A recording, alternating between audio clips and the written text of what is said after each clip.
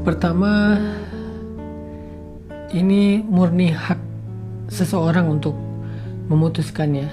Kalau kasusnya udah sebesar sampai misalnya berzina, kalau misalnya istrinya baru ngaku, maka suaminya punya hak untuk memilih.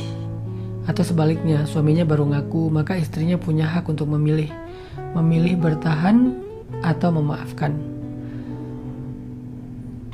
Jangan sampai dia dipaksa atau merasa nggak enak hati untuk memilih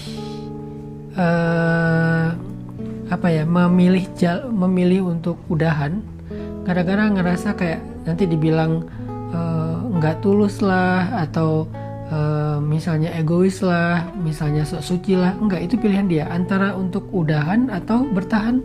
Itu tuh pilihan pasangan kita yang baru tahu realitas separah itu. Karena kalau babnya zina tuh udah agak ekstrim sih ya.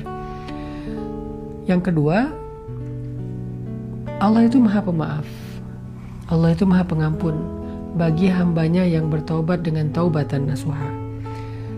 Jadi harusnya seseorang yang pernah berzina di masa lalu,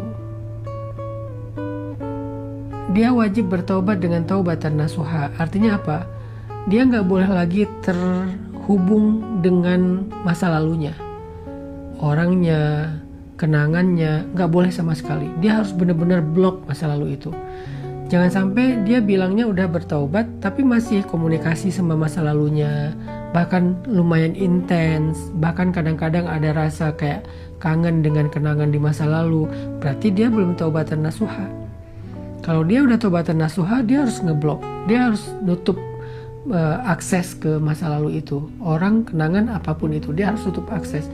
Dia benar-benar harus fokus dengan masa sekarangnya, masa depannya, yaitu pasangan halalnya. Itu baru taubatan nasuha. Sehingga kalau dia taubatannya taubatan nasuha, memberi maaf dan memberi kesempatan itu adalah ibadah terbesar dari seorang pasangan. Dan yang ketiga, yang lebih ideal lagi, harusnya kita terbuka sebelum menikah. Karena hak pasangan kita atau calon pasangan kita untuk tahu tentang diri kita.